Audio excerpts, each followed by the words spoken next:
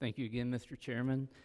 And Ms. Kendall, I want to come back to another investigation. This one is based on an audit you released dated June 16th, and it was of a USGS laboratory. Your audit looked at scientific misconduct and data manipulation at the Energy Geochemistry Laboratory's inorganic section in Lakewood, Colorado.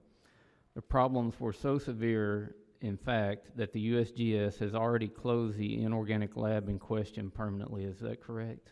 Yes, sir. Your report states that there have been 2 periods in which mass spectrometer operators in the lab's inorganic section have violated established laboratory practices without detection for many years. The first began in 1996 and continued undiscovered until 2008, and the second began in 2008 and continued undiscovered until late 2014. So there have been problems at this lab from 1996 until 2014 for a couple of decades.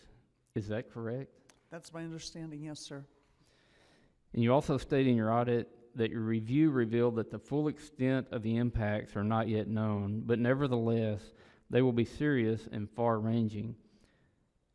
I'm just astonished with this. According to your report, the affected projects represented about $108 million in taxpayer funding from fiscal year 2008 through 2014. Is that correct?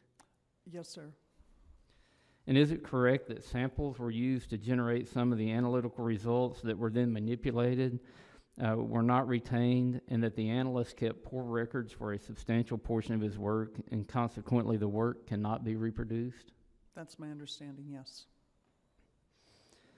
So USGS officials have stated that lab conditions, in particular heat, adversely affected their analysis, and that these adverse conditions stretch back to the period of 1996 to 2008, during which there were also significant problems with the lab work.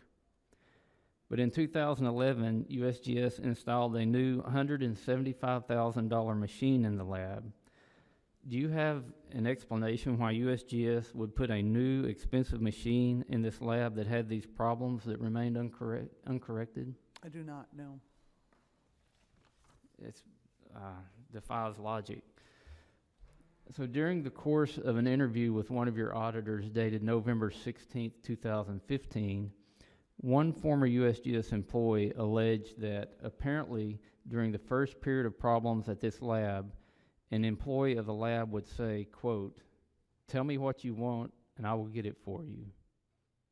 And although it is not exactly clear from the interview record that he would also say, "What we do is like magic."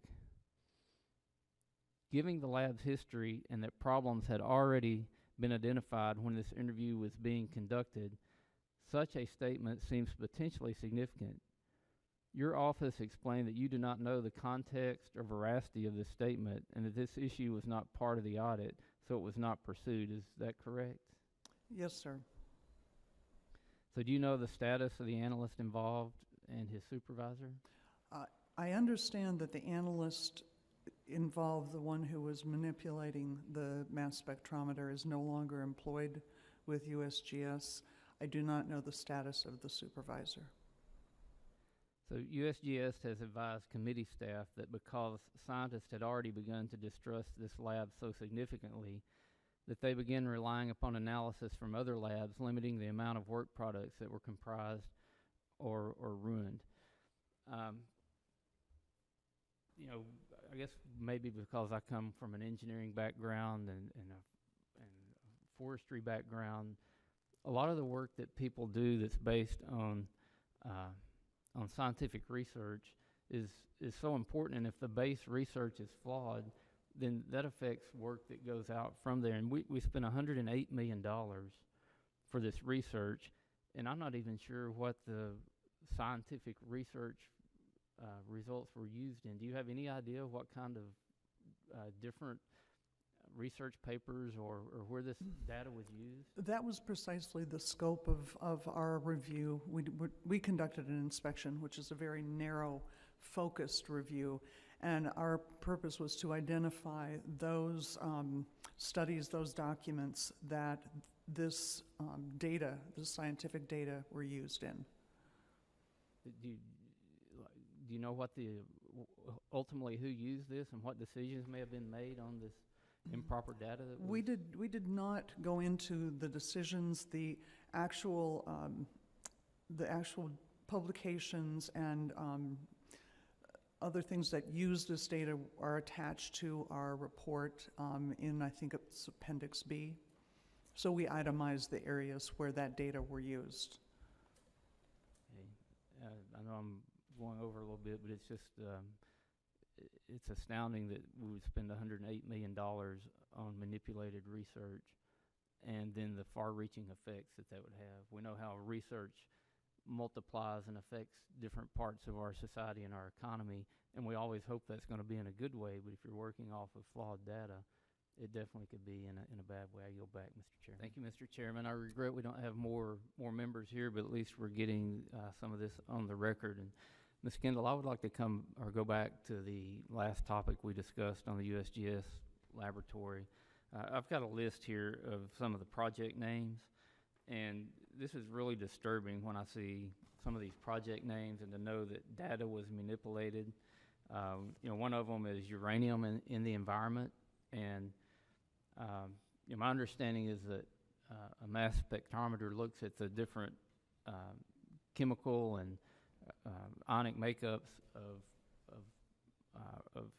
substances, so it can tell you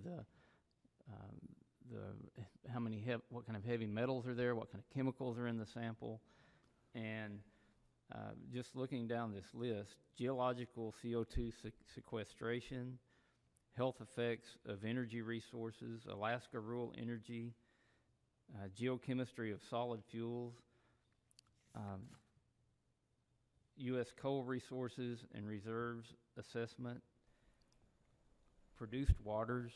And the list goes on and on about very important scientific issues, and to think that the data may have been manipulated in the base level in these mass spectrometer readings is again really disturbing. I believe there was a project on Everglades toxics.